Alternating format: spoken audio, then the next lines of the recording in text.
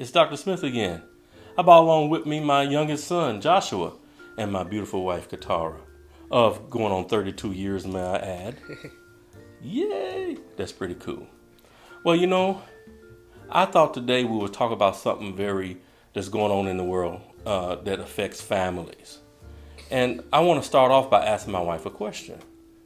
With my family, with our family with 3 African American boys and a beautiful African American daughter, what scares you the most?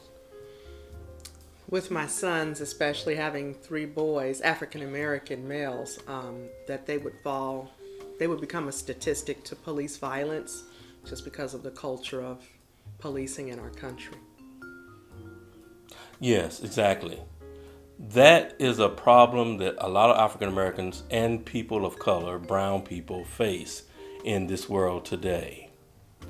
I want you to understand that reality is so real that it affects families all over the country, and especially my clients that I talk to on a regular basis. The fear comes from knowing that you raise your children to do the right thing, and even if they're doing right, somebody pulls them over and does something that my sons may deem as being disrespectful. Then the fear is that my sons will respond because they just like their daddy. If I'm disrespected, I'm going to respond a certain way.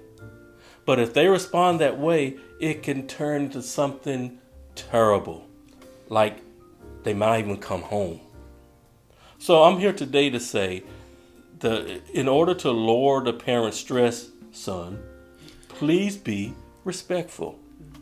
Even overly respectful to those in law enforcement that may pull you over for some unknown reason. Because they have the power right now. But guess what? You have power too. You can get their badge number. You can file a formal complaint at the police department. Because the most important thing is to make it home alive. That's the most important thing. And so it helps me to not be so stressful when my sons leave their house if I have that talk with them. So parents, have the talk with your sons and your daughters about how to exist in this society. Because there are rules everywhere we go, and we have to abide by them as long as we're in this country. I think that's all I have to say today. What do you have to say about that, son?